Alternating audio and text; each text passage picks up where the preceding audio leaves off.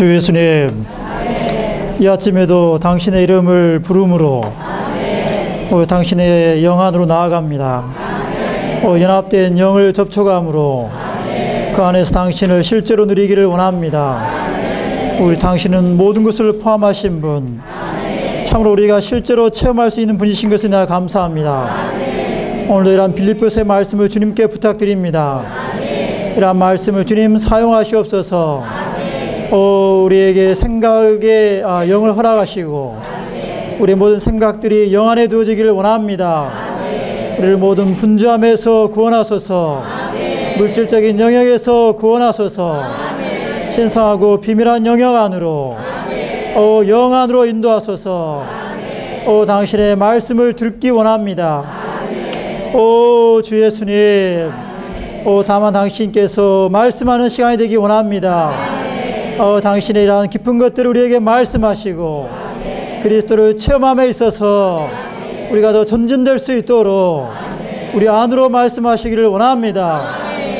그리스도를 체험하는 것을 방해하는 모든 감칭 강교한 것들을 다 드러내시옵소서. 우리를 그러한 것들의 묶임에서 구원하소서. 주님, 우리 다만 당신 한 분을 얻기 원합니다. 당신 한 분을 주관적으로 알고 체험하기를 원합니다.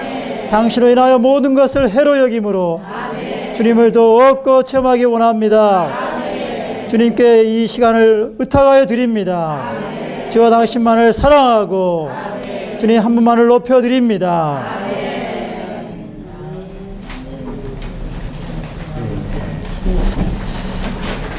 빌립보서 지난 시간까지 해서 우리가 빌립보서 2장까지를 다루었습니다.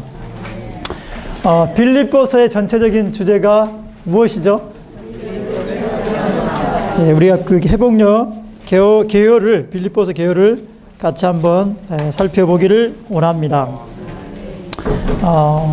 빌립보서 전체 주제는 단순합니다. 그리스도를 체험하는 것입니다. 이 책은 이 그리스도에 관한 어떤 교리, 지식을 전달할 뿐만 아니라 그러한 것들을 통해서 우리로 하여금 주관적으로 그리스도를 체험하도록 이끌어주는 책입니다. 사실상 이 그리스도를 체험한다. 참 이 단어 자체가 우리에게 참 생소하지 않습니까? 그리스도를 믿는다. 그리스도를 의지한다. 이런 말들은 쉽게 우리가 이해가 되는데 그리스도를 체험한다라니 사실 이것은 어떤 종교적인 영역 안에 있지 않는 단어죠. 오직 신성한 계시 안에서만 이런 말씀들을 우리는 이해할 수가 있습니다. 그리스도는 다만 우리가 믿는 대상, 우리를 위해서 대신 피 흘려 죽으시고, 그죠? 우리를 위해서 십자가에서 고난 받으시고 영원한 멸망에서 구원하는 구주만이 아니라 우리의 그리스도는 일생토록 우리가 매일매일 우리가 필요로 하는 모든 것으로서 체험하고 누릴 수 있는 아주 실제적인 분이십니다. 놀라운 것은 사실 우리가 이 교회 생활 안에 들어오기 전에는 또 이러한 사역의 말씀을 받아들이기 전에는 사실 이 그리스도를 체험한다는 것의 그 의미를 우리는 전혀 생각조차 못 해봤다는 것이죠. 그럼 우리가 교회 안에 들어올 때 정말 주님의 긍휼로 인해서 그리스도를 다만 우리가 알고 이해할 뿐만 아니라 그분을 체험할 수 있는, 그분께 참여하고 그분을 누릴 수 있는 그러한 계시를 우리에게 열어주신 것에 감사합니다. 사실 성경 전체는 신약, 구약과 신약 모두는 다 그리스도에 대해서 계시해주는 책이죠.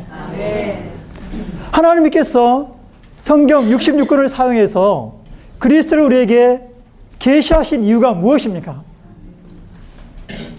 다만 그리스도에 관한 어떤 영적인 지식을 얻도록 하기 위한 것입니까?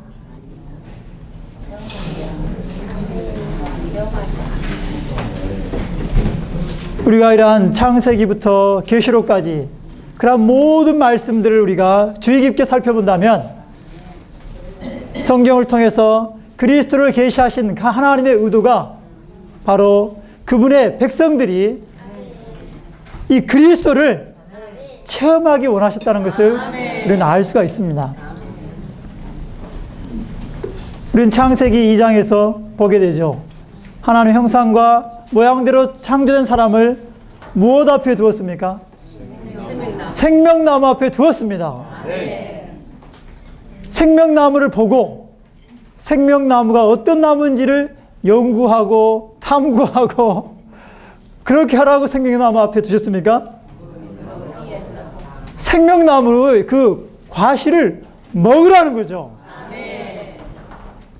이 생명나무는 먹을 수 있도록 체험되신 하나님, 바로 오늘 그리스도 안에 체험되신 하나님을 가리키고 있는 것입니다. 다만 이 시간 우리는 이 성경을 통해서, 이 빌립보서를 통해서 그리스도에 관한 조금 더 나은 지식을 얻는 것이 아니라 실제이신 이 그리스도를, 우리에게 모든 것 되신 그리스도를 체험하는 것 안으로 인도될 수 있기를 원합니다. 계시록 21장, 22장에도 새 예루살렘 성에 보좌가 있고 그 보좌로부터 한 강이 흐르죠. 강 좌우에 무엇이 있습니까? 생명나무가 있습니다. 12달마다 새로운 과실을 맺어요. 그것은 무엇입니까? 이 생명나무가 그 온 성을 공급하는 것이거든요.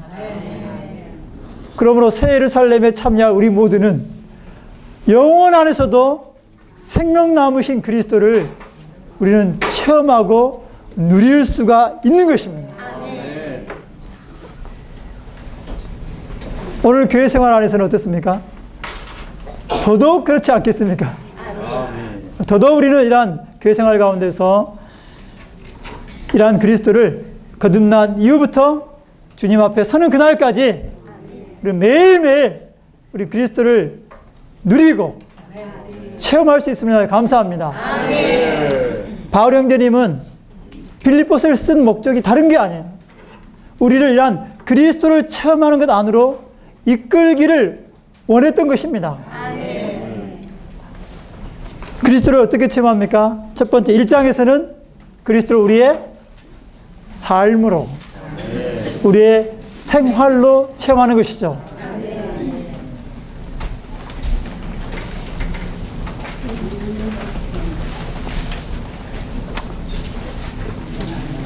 내게 사는 것은 그리스도입니다.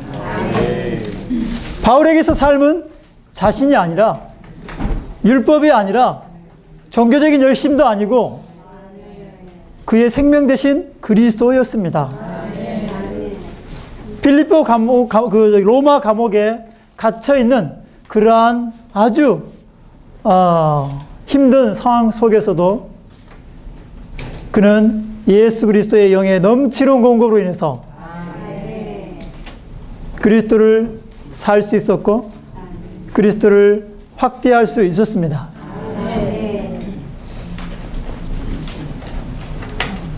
이 장에서는 그리스도를 어떻게 체험합니까? 그리스도를 우리의 본으로 취하는 것이죠.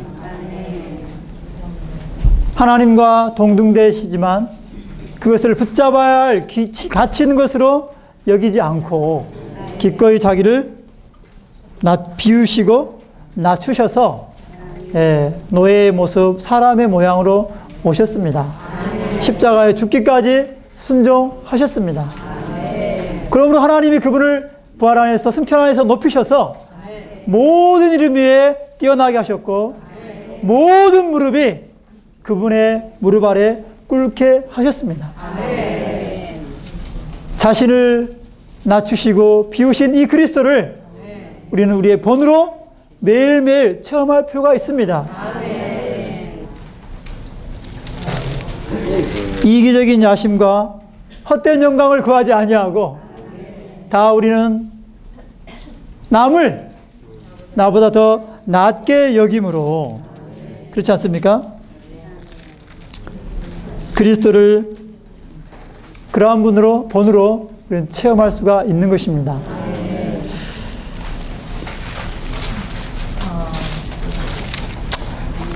이러한 그리스도를 체험함에 있어서 가장 큰 문제는 뭐죠? 우리의 혼이라고 했습니다. 지난 시간에 형제님들 말씀하셨죠? 우리의 혼이 가장 큰 문제죠. 빌립보 교회 안에 있는 여러 가지 문제들은 다 그들의 혼에서 비롯되었습니다. 불일치, 그죠?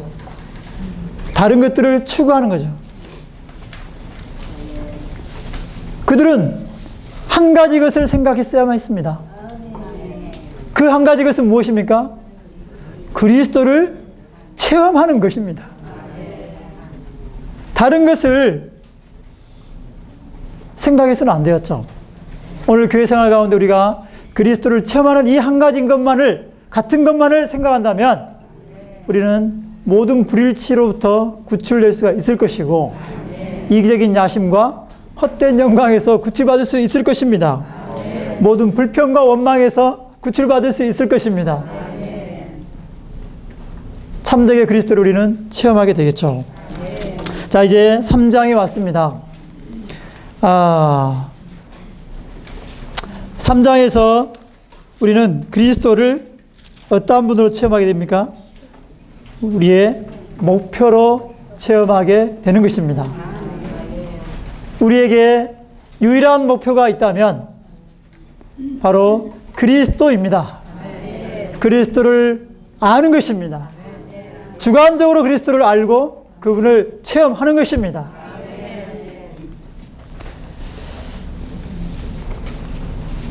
특별히 3장에서는 그리스도를 추구함으로 그분을 얻는 것을 바울은 우리에게 말씀하고 있습니다. 자, 1절 말씀 같이 한번 읽어보기 원합니다. 3장 1절, 마지막으로 나의 형제님들 주님 안에서 기뻐하십시오. 여러분에게 같은 말을 써 보내는 것이 나에게는 귀찮은 일이 아니며 여러분에게도 안전한 것입니다. 여기에 바울 형제님은 마지막으로 형제들에게, 빌립보 형제들에게 권면하고 있습니다. 어떻게 하라고요? 주님 안에서 기뻐하십시오. 여기 모인 모든 형제자매님들 오늘 이 아침에 집안에서 어떤 일이 있었는지 모르겠지만 마음에 어떤 근심과 걱정이 있는지 모르겠지만 다 잊어버리시고 다만 주님 안에서 기뻐하십시오. 주님 안에서 기뻐하는 것이 우리의 안전장치입니다. 우리의 보호입니다. 인상을 쓴다고 문제가 해결되는 건 아니죠. 우리는 주님 안에서 기뻐할 수 있기를 원합니다. 그리스도는 우리의 기쁨이십니다. 여러분에게 같은 말을 써 보내는 것이 나에게는 귀찮은 일이 아니며, 기뻐라고 계속 그는 강조하고 있죠. 이런 같은 말을 써 보내는 것이 귀찮은 것이 아닙니다.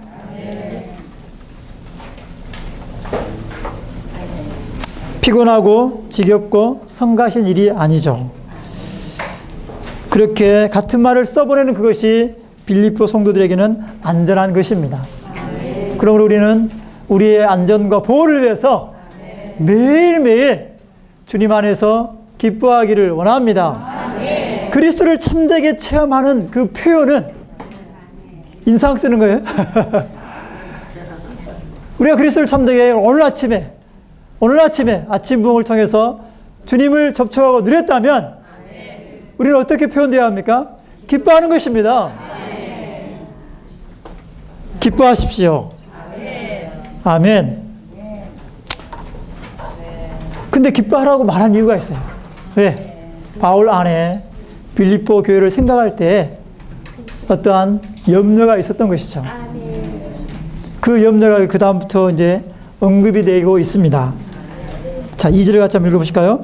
개들을 조심하고 악한 일꾼들을 조심하고 살이나 베어내는 이들을 조심하십시오.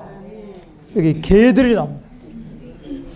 또 악한 일꾼들이 나오고 살이나 베어내는 이들이 나옵니다. 이들은 이 세 부류는 다 동일한 사람들을 가리키고 있죠. 누구입니까? 유대 교도들. 유대 교도들을 가리키고 있는 것입니다. 개들은 어떻습니까? 네, 맞습니다. 막 짖고 물고 이렇게 하죠.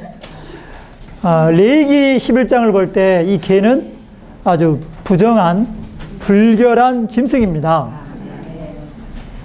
네 발로 걸어다니는 동물들 중에서 정결한 동물은 굽이 때 그 굽이 갈라져 있고 또 되새김질을 할 수 있는 짐승은 정한 짐승이죠.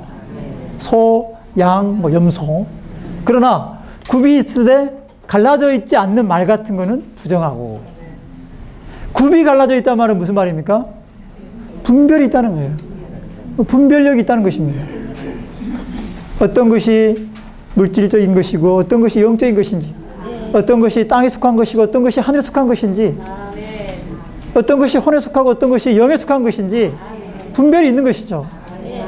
그러나 개들에게는 굽이 없어요. 분별이 없어요. 더럽습니다. 분별력이 없기 때문에 깨끗한지 더러운지 마구 집어삼켜요. 그래서 베드로전서에 보면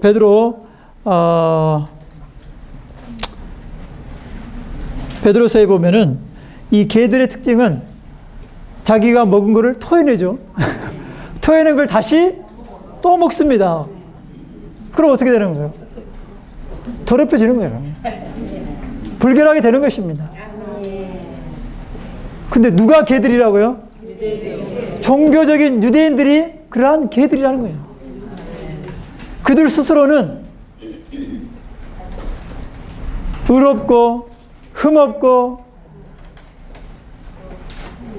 깨끗하다고 생각했을지 모르겠지만 바울이 보기에는 부정한 개들이었습니다. 그 말은 하나님 보시기에 이 종교적인 유대인들이 그러한 부정한 개들이었다는 것이죠. 그들은 본성상 아주 더러운 개들이었습니다.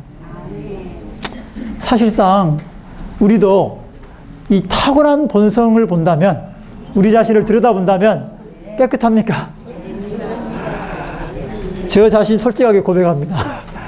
제 타고난 본성은 아주 더럽습니다. 불결합니다.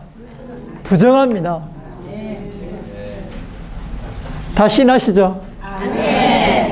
네, 종교적인 유대인들뿐만 아니라 사실상 우리도 그러한 개들일 수 있음을 우리는 시인할 필요가 있죠. 두 번째, 그들은 악한 일꾼들입니다. 행위에 있어서 아주 악하죠.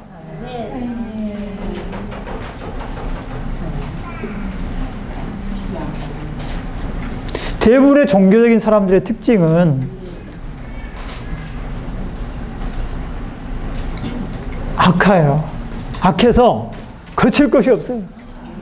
그들이 하나님을 위한다고 하지만 그 하나님을 위한 그 열심 때문에 그들은 참된 믿는 이들을 박해하고 핍박하는데 앞장섭니다. 바울이 그렇게 하지 않았어요? 그 종교적인 열심 때문에 아주 악했습니다. 아주 교회를 대적하여 싸웠습니다. 핍박하고 박해하는데 앞장섰죠. 우리도 또한 악할 수가 있습니다. 그렇지 않습니까? 또한 그들은 살이나 베어내는 이들이죠. 사실 여기서 그 개역 성경 보면은 손할례당이라고 이렇게 번역이 되어 있는데, 해복역에는 살이나 베어내는 이들 이렇게 번역을 했습니다. 근데 사실상 이 헬라의 원어의 그 원문의 의미는 좀 경멸적인 표현입니다.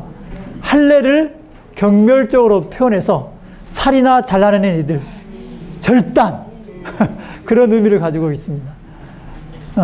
유대인들은 할례 받는 그거에 대해서 굉장히 자부심이 강했죠. 사실 그 할례는 이방인들과 유대인들을 구별하는 그러한 표시였습니다. 그렇기 때문에 유대인들에게 있어서 그 할례는 그들의 크나큰 자랑이었죠. 그러나 바울 보기에는 그러한 할례는 참된 할례가 아니라는 거죠. 로마서 2장에서 바울이 뭐라고 말합니까? 외면적인 할례가 참된 할례가 아니에요. 할례는 어디에 하라고 했습니까? 마음이 아니에요. 할례의 참된 의미는 무엇입니까? 어떤 살에다가 어떤 표시를 내는 것입니까? 아니죠. 할례의 참된 의미는 우리의 육체를 잘라내는 것입니다. 우리의 타고난 존재를 잘라내는 것입니다. 우리가 창세기 요즘에 추구하고 있습니다. 아브라함이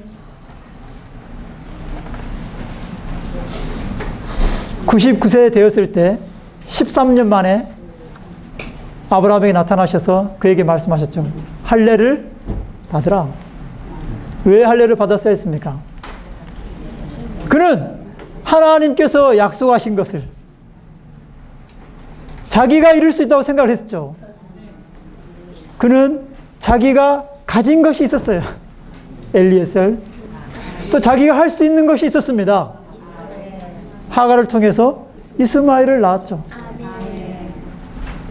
그 육체의 힘으로 이스마엘을 낳은 것이죠. 그러나 그 두 사람 모두 하나님 앞에 인정받지 못했습니다.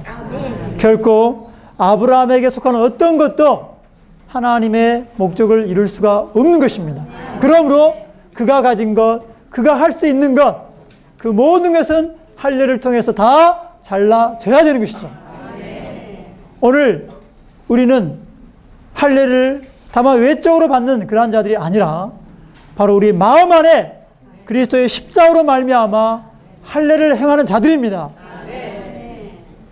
다른 형제자매를 보고 할례를 받으라고 요구하는 것이 아니라 십자가로 잘라내라고 요구하는 것이 아니라 나의 육체를 잘라내야 되는 것입니다.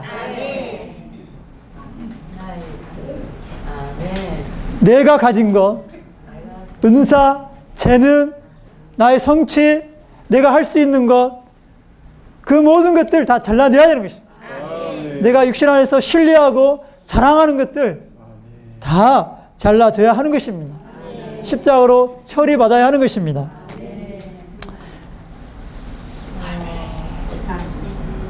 그러므로 이러한 종교적인 유대인들은 개들이요, 악한 일꾼들이요, 살이나 베어내는 이들, 아주 수치스러운 그러한 이들이죠. 그러므로 우리나라는 종교적인 유대인들을 조심할 필요가 있습니다. 정말 우리가 그리스도를 누리지 못하고 종교적인 삶을 산다면 우리 또한 여기에 머리에 개조심이라고 제가 조심해야 되겠죠. 그러면 우리도 조심할 필요가 있습니다.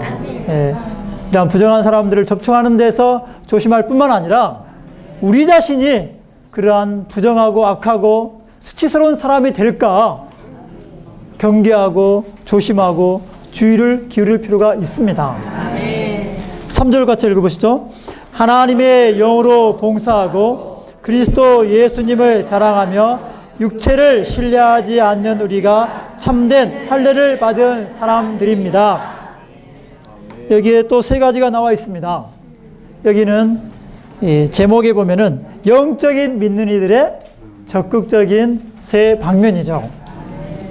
첫째는 하나님의 영으로 봉사하고 자신들의 타고난 악한 본성을 따라서 봉사하는 것이 아니라 하나님의 영으로 봉사하고 참으로 우리는 우리의 영 안에 내주하시는 하나님의 영으로 봉사하는 이들이기를 원합니다. 바울 형제님이 말씀하셨죠. 로마서 12장 11절에서 영 안에서 불타서 주님을 섬기십시오. 자신 안에서 불타서 섬기는 것이 아니라 우리 이러한 영을 사용하고 영을 훈련함으로 영 안에서 불타서 하나님을 섬기라고 말하고 있습니다. 지금 여기 앉아 계신 형제자매님들, 영을 사용하고 계십니까? 영을 사용하는 표시는 무엇일까요? 제가 말할 때 형제자매님들이 아멘 하는 것입니다. 아멘 하지 않고 생각 속에서 이걸 이해하려고 하는 분들은 지금 영 안에 계시지 않는 겁니다. 아멘! 하나님의 말씀에 아멘 하기 원합니다. 말씀을 들을 때 아멘으로 우리는 반응하기를 원합니다. 하나님의 영으로 봉사하고, 또한 두 번째는 그리스도 예수님을 자랑하며, 우리의 참된 자랑은 그리스도 예수님 안에서 하는 것입니다. 자신 안에서 자랑할 수 없습니다. 아마 우리에게 자랑할 만한 것들이 있을지 모르겠습니다. 나중에 바울이 보겠지만 바울에게는 자랑할 만한 것들이 너무너무 많이 있었죠. 그러나 결코 그러한 것들을 그는 자랑 삼지 않았습니다. 왜? 그러한 것들은 다 배설물, 찌꺼기, 똥과 같았기 때문이죠. 우리는 자랑하되 주님 안에서 자랑하기를 원합니다. 세 번째는 육체를 신뢰하지 않는 것입니다. 육체를 신뢰하지 않는 것. 우리의 육체 안에 신뢰할 만한 것이 없습니까? 근데 가끔씩 있다고 여기죠.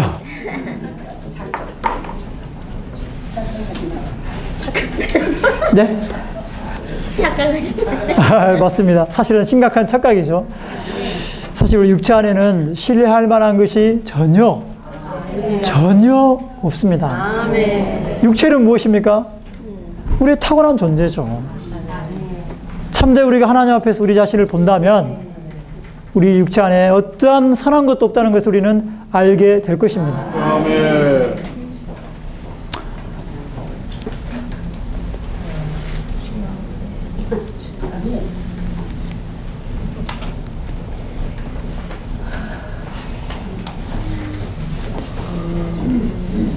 참 우리는 하나님의 영으로 봉사하고 그리스도 예수님을 자랑하며 육체를 신뢰하지 않는 영적인 믿는 자가 되기 원합니다. 바로 그러한 우리가 참된 할례를 받은 사람들입니다. 참된 외면적인 유대인이 아니고 내면적인 유대인이요. 할례는 우리의 마음에 하는 것입니다. 우리 육체를 잘라내는 우리가 바로 참된 할례당이죠. 근데 사실 4절, 5절, 6절을 보면 바울이 이 종교적인 유대인들의 전형적인 본이었음을 보게 됩니다. 자, 4, 5, 6절을 같이 한번 읽어보기 원합니다. 사실 나에게도 육체를 신뢰할 만한 것이 있습니다. 다른 어떤 사람이 육체를 신뢰할 만한 것이 있다고 생각한다면 나는 더욱 그러합니다. 나는 8일 만에 할례를 받았고 이스라엘 족속의 베냐민 지파이며 히브리인 중에 히브리인이고 율법으로 말하자면 바리새인이며 열성으로 말하자면 교회를 박해하고 율법의 의로 말하자면 나무랄 데가 없는 사람이었습니다. 대단하지 않습니까? 바울은 그의 종교 안에서, 유대교 안에서 아주 대단한 사람이었습니다. 참으로 그에게는 육체를 신뢰할 만한 것들이 가득하였죠. 첫째는 무엇입니까? 8일 만에 할례를 받았습니다. 전통적인 유대인들은 다 8일 만에 할례를 받죠. 그러나 이스마엘은 언제 할례를 받았죠? 이스마엘은 13년 후에 13살 때 받았습니다.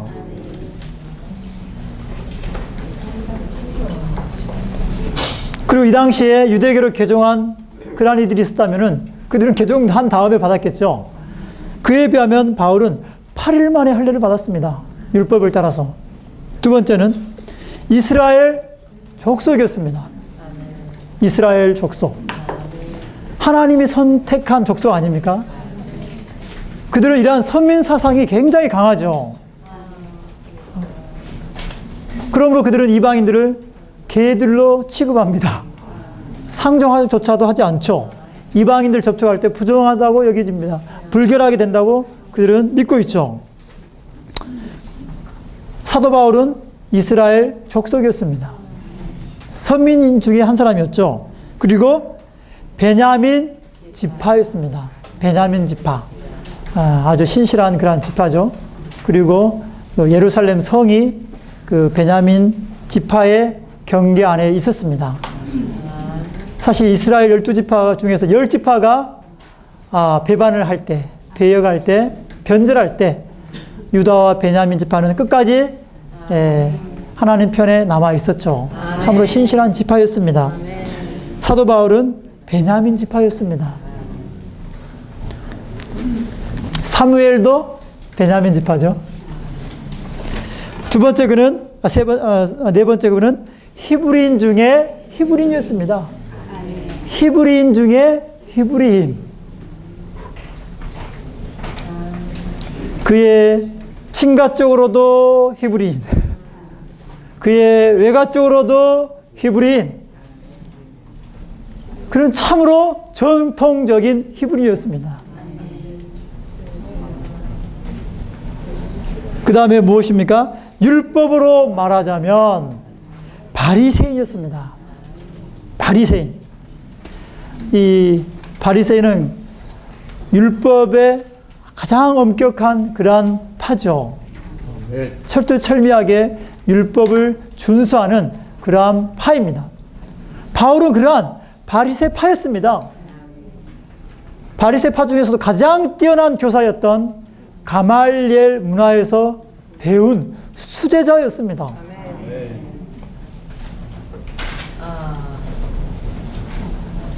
굉장히 뛰어난 사람이었죠. 아마 바리새인 중에서도 가장 앞장섰던 바리새인 아니었을까 싶습니다. 그리고 마지막에 무엇입니까? 열성으로 말하자면 교회를 박해하고 그의 그 종교, 조상의 종교에 관한 그 열심으로 말한다면 그를 따라잡을 사람이 없었습니다. 그의 동년배들보다도 그는 훨씬 앞장선 사람입니다. 앞서가 있던 사람이었습니다. 교회를 박해했습니다. 교회를 박해하는데 앞장섰죠. 누가 그 열성을 따라잡을 수 있겠습니까? 그 정도로 열성적인 사람이었죠. 그리고 율법의 의로 말하자면 나무랄 데가 없는 사람이었습니다. 형제자매님들, 율법의 항목이 얼마나 많습니까? 율법의 의로 나무랄 데가 없다, 흠잡을 데가 없다는 것은 율법의 모든 항목들을 다 지킨다는 말씀이잖아요. 가능합니까? 사람으로서 그렇게 가능할까요? 바울은 그러한 사람이었습니다. 율법에 대해서 대단하게 열심을 가지고 지켰던 사람입니다. 이 정도면 육체를 신뢰할 만하지 않습니까? 자랑할 만하지 않습니까? 참으로 그는 종교적인 유대인들의 전형이었어요. 그러나 그는 그러한 것들을 자랑하지 않고 신뢰하지 않았습니다.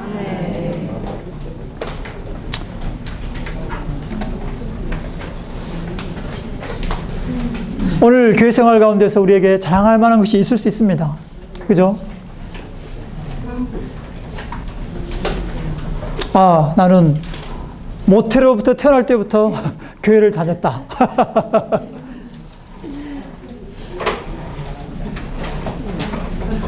나는 아주 주님을 향하여 열심히 했다. 아주 복음도 열심히 전해서 많은 사람도 얻고 열매도 많았다. 또 교회 봉사에서 나는 아주 열심히다. 앞장서서 봉사했다.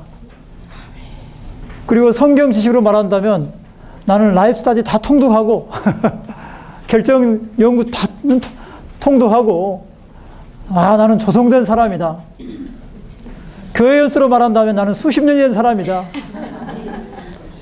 나는 육체를 신뢰할 만한 사람이다.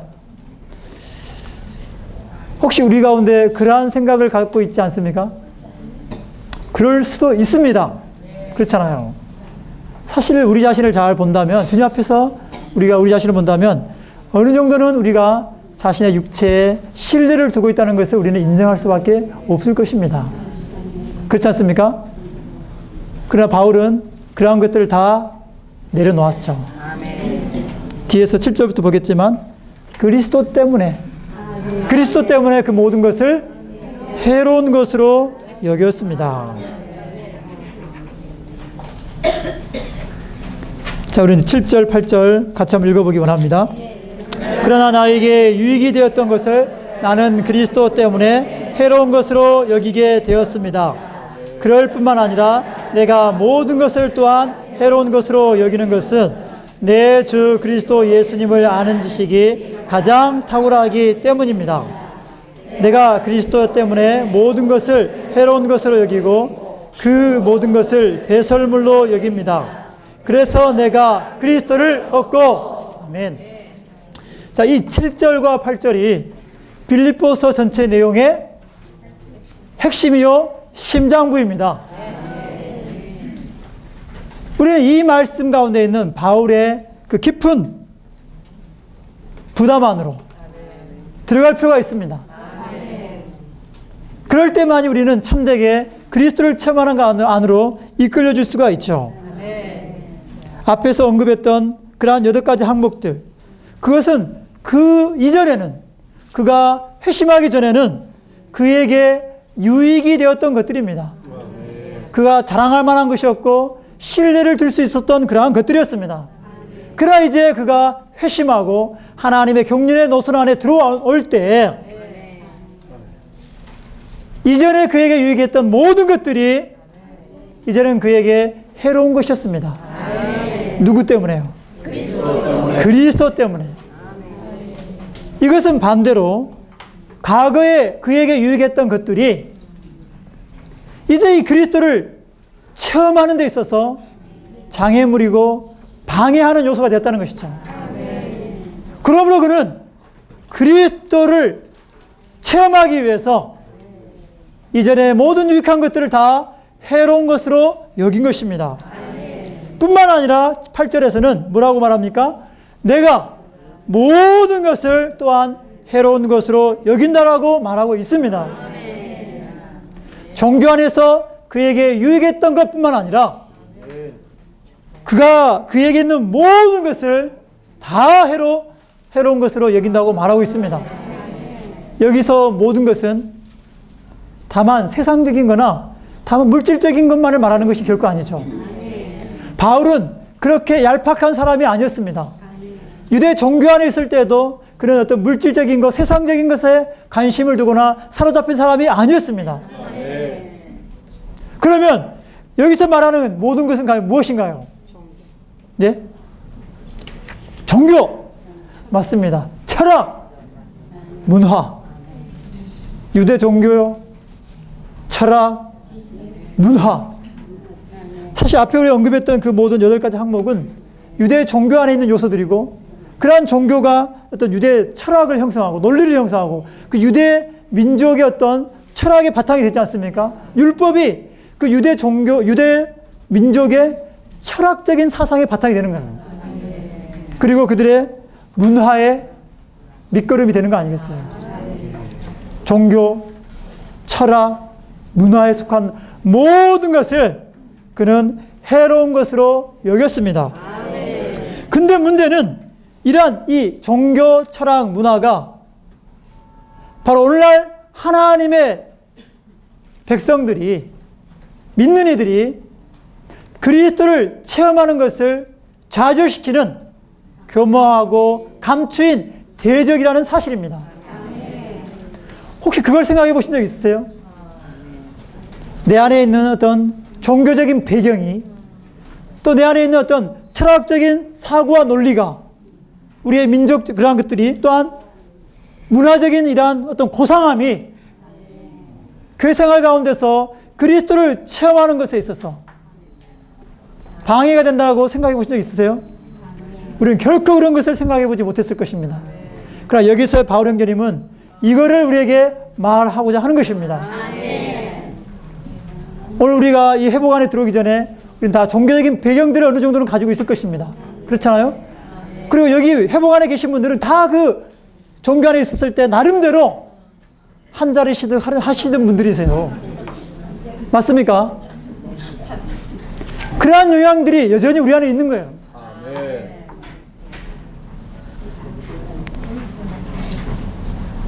오늘 우리는 그리스도를 사는 것과 종교 안에서 선한 그리스도인이 되는 것과를 구별하지 못합니다. 맞습니까? 우리는 그런 영향 안에 사로잡혀 있어요. 그리고 우리의 철학, 우리의 논리적인 어떤 사고, 이런 것들도 그러한 영향을 받고 있고, 또 우리가 교육을 통해서 배운 이러한 도덕적이고 윤리적인 가르침들에 의해서 지배받고 있습니다. 그 안에서 우리는 항상 뭔가 옳게 행하려고 하죠. 선한 것을 추구합니다. 그것이 영에 속한 것인지 혼에 속한 것인지를 분별하는 것이 아니라 이게 옳으냐 그르냐 늘 이걸 따지는 거예요. 선과 악의 지식의 나무 안에 그 노선 안에 있는 것입니다. 하나님 우리가 그러한 옳고 그름의 그러한 논리적인 사고에 사로잡혀 있기를 원치 않죠. 생명인가 아닌가가 중요합니다. 생명이냐 죽음이냐가 중요한 것입니다. 우리가 아무리 옳다 할지라도 선하다 할지라도 철학적이고 도덕적이다 할지라도 윤리적이라 할지라도 그것이 생명이 아니라면 우리가 고수하는 것은 우리가 주장하는 것은 죽음을 가져오는 것입니다. 교회 생활 안에 죽음을 가져오는 것입니다. 오늘 이러한 종교, 철학, 문화가 있습니다. 문화. 각 민족들은 각 민족의 그 고유 문화가 있죠. 우리 한민족에도 5,000년의 유구장창한 문화가 있습니다. 사실은 이러한 문화는 우리의 고대 토속신앙과 또 우리 어떤 불교, 유교의 이러한 영향을 받은 거죠. 불교의 이러한 종교의 영향, 유교의 철학적인 그러한 가르침의 영향을 받아서 오늘 우리의 문화가 형성되어 있는 것입니다. 이러한 것들이 고상하게 보일지는 모르겠지만 그러한 것들이 결국 하나님의 대적 사탄에게 이용되어서 오늘날 믿는 이들이 그리스도를 체험하는 것을 좌절시키고 방해한다는 것에 우리는 깊은 인상을 받을 필요가 있는 것입니다. 오늘 우리가 이러한 종교, 철학, 문화를 버린다면 사실 모든 것을 버리는 것입니다. 오늘 모든 것들이라고 할 때 이 종교, 철학, 문화 이 모든 것들을 포함하고 있는 것이죠. 오늘 우리는 그러한 것들을 고수할 것이 아니라 교회 생활 가운데서 그러한 것을 귀히 여길 것이 아니라 마땅히 버려야 할 해로운 것으로 여겨야 할 것입니다.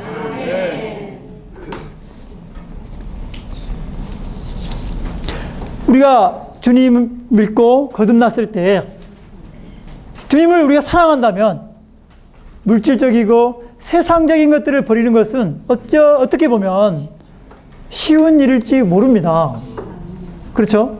그러나 이러한 이 세 가지 것에 속한 것들은 사실상 쉽지가 않습니다. 이러한 것들을 버리려면 정말 우리는 주님의 빛이 필요합니다. 신성한 빛이 우리 안에 비춰짐이 필요합니다. 정말 주님이 이러한 것들이 얼마나 우리를 그리스도를 체험하는 것에 있어서 좌절시키고 방해하고 있는지 참으로 드러내실 수 있기를 원합니다. 악한 자의 모든 교만한 것들이 드러남으로 이러한 것들을 기꺼이 우리는 버리고 그리스도를 체험하는 그러한 것들 안으로 이끌려질 수 있기를 원합니다. 이 모든 것들은 그리스도의 대치물입니다. 결코 우리가 귀히 여겨야 할, 자랑해야 할 그러한 가치 있는 것이 결코 아니죠. 다 배설물이고 다 똥과 같은 것들입니다. 개의 먹이죠. 주 예수님, 참으로 우리는 이러한 종교적인 유대 교도들의 그러한 영향에서 구원받기를 원합니다. 그리고 이러한 종교와 철학과 문화의 영향에서 구출받기를 원합니다.